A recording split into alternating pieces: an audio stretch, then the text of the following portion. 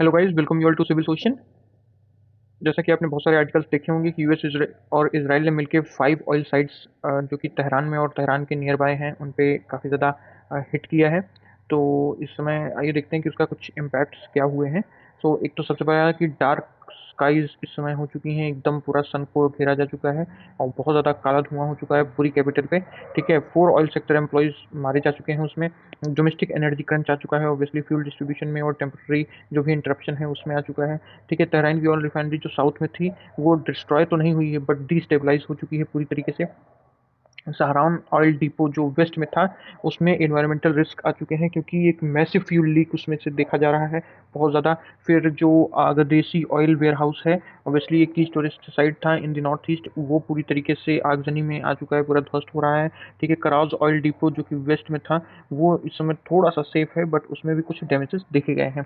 फिर petrol transport centre जो कि साउथ में था उसमें भी एक क्रिटिकल लॉजिस्टिकल है होने के नाते उसका भी जो ट्रांसपोर्ट है वो इंटरप्ट हो चुका है। अब इसका जो ग्लोबल एंड रीजनल इफेक्ट है वो इस तरीके से है कि ऑयल प्राइस स्पाइक कर सकते हैं 92 टू 95 डॉलर प्रति बैरल जा सकता है ब्रेंट क्रूड, जिसकी हाई वॉलेटिलिटी बनी हुई है। और रिटेलिएशन साइकिल चल रहा है। आईआरजीसी यानी ईरान के रिवोल्यूशनरी गार्ड कोर का क्लेम है कि हाइफा ऑयल रिफाइनरी पे इसराइल की उन्होंने स्ट्राइक करना चालू कर दिया है और गल्फ इंफ्रास्ट्रक्चर को टारगेट करना चालू कर दिया है, जिसमें यूएई और बहरीन भी आते हैं। ठीक है, और इसमें प्राइस प्रेशर होगा जो कि इम्पैक्ट ऑन इंडिया पे आ सकता है, इवैक्यूएशन क्राइसिस हो सकता है, डोमेस्टिक अलर्ट हो सकता है। इस तरीके की इंडियन एप्स आ चुके हैं। और जैसा कि हम देख रहे हैं कि इसराइल ईरान वॉर में इस समय लाइव अपडेट्स इस तरीके से चल रही हैं कि अभी अभी जब मैं वीडियो रिकॉर्ड कर रहा हूँ तो एक एक्सप्लोजन सुना गया है अबू धाबी में, और अबू धाबी का काफ़ी ज़्यादा इंफ्रास्ट्रक्चर लॉस हो रहा है उस समय। तो अबू धाबी में हुआ क्या है कि इस समय इस ईरान ने एक-एक करके बहुत सारी बैलिस्टिक मिसाइल्स और बहुत सारे ड्रोन्स मार दिए हैं। हालाँकि UAE air defence system activate हो चुका था, जिसमें से बताया जाता है कि 17 बैलिस्टिक मिसाइल्स में से 16 को डिस्ट्रॉय किया जा चुका है, 117 ड्रोन में से 113 को डिस्ट्रॉय किया जा चुका है, और स्टेट ऑफ डिफेंस ये प्रेसिडेंट ने डिक्लेयर किया है। ठीक है, हालाँकि एनर्जी जगलर चालू हो चुका है क्योंकि 70% drop in commercial shipping tariff ये आ चुका है Iran and state of Hormuz से।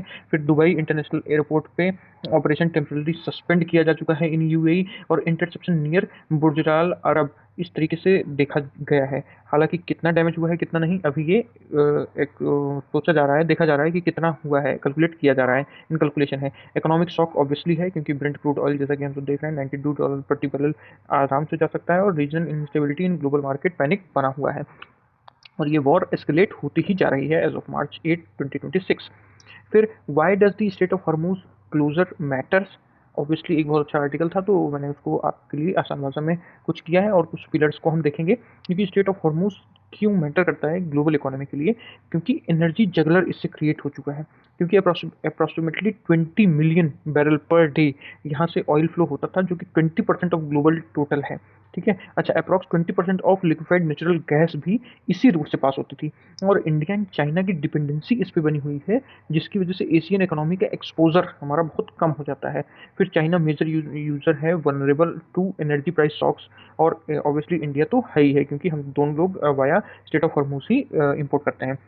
लैक ऑफ वाइबल अल्टरनेटिव्स हैं क्योंकि लिमिटेड बाईपास सॉल्यूशंस है ना भाई, सऊदी अरेबिया भी वहीं से देगा, यूएई भी वहीं से देगा, पाइपलाइंस हमारी सारी 1/3 टोटल वॉल्यूम की हैं वहीं पे। ठीक है, no full alternative route for global needs, ऐसा कोई फुल अल्टरनेटिव रूट नहीं है जो कि पूरी ग्लोबल नीड को पूरा कर सके। तो इसलिए ये बहुत ज़्यादा मैटर करने लगता है। फिर ग्लोबल इन्फ्लेशन और स्टैगफ्लेशन की भी संभावना बनी हुई है क्योंकि मैनी टाइम इनसिक्योरिटी जो कि प्रीमियम स्पाइक कर सकती है। फिर higher cost of logistical and fertilizer urea, ये फूड प्राइजेस राइज कर सकता है एक बहुत ज़्यादा हो चुका है। रिसेंट कंटेक्स्ट में अगर देखें तो 70% ड्रॉप हो चुका है इन शिपिंग टैरिफ जो कि ब्रेंट क्रूड का था, और जंप कर सकता है हाई इकोनॉमिक रिस्क को, ऐसा एक्सपर्ट्स का कहना है।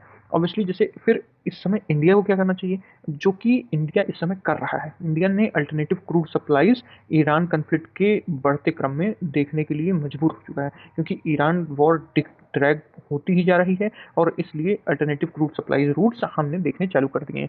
वो अल्टरनेटिव सप्लाई रूट्स हमको क्यों देखने पड़ रहे हैं, why India is looking for alternative crude supplies, क्योंकि India imports about 88% of its crude oil needs.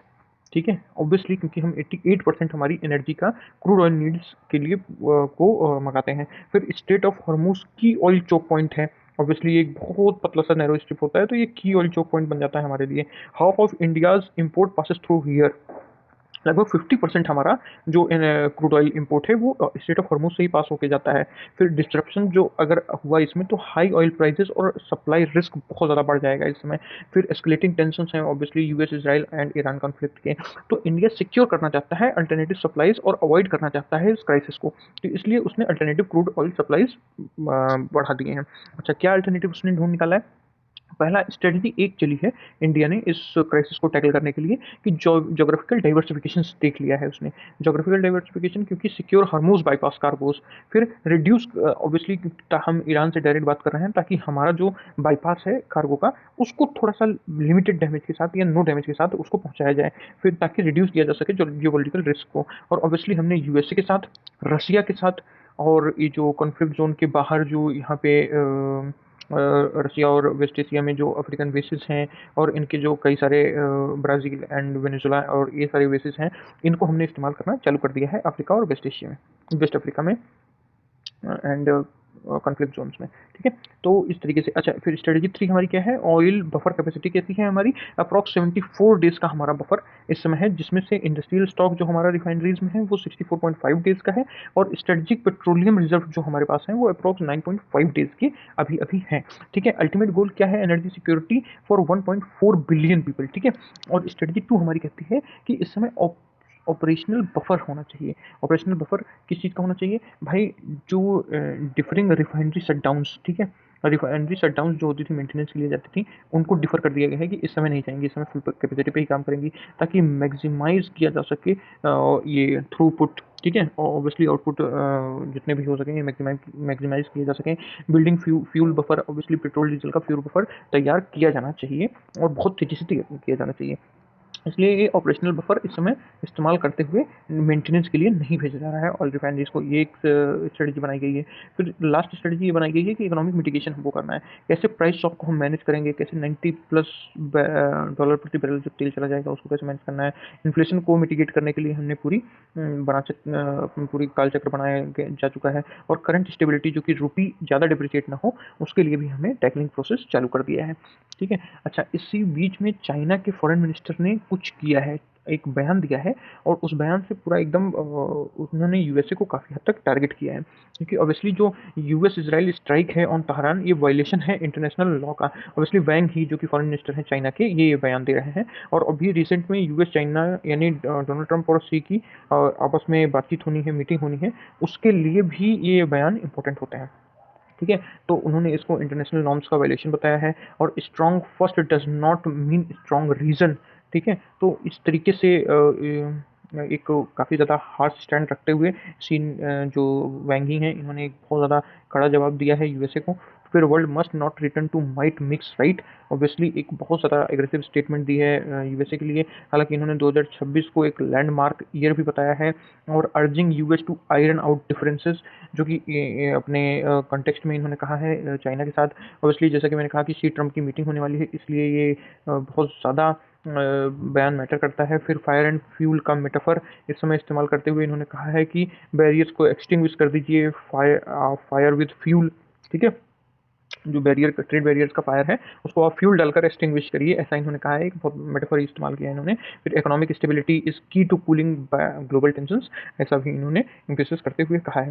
हालांकि इन्होंने इंडिया चाइना की यूनिटी की भी बात की है, और स्टेप ऑफ सपोर्ट की भी बात की है, ताकि स्टेबलाइज किया जा सके किसी भी फॉरेन फोर्सेस को, और वेस्ट एशिया पीपल का true master of their region है, ये ऐसा इन्होंने कहा है, कोई और उनका मास्टर नहीं बन सकता। ऑब्वियसली डोनाल्ड ट्रंप की तरफ इशारा कर रहे थे, और foreign interference breeds new crisis, ऐसा भी इन्होंने कहा है।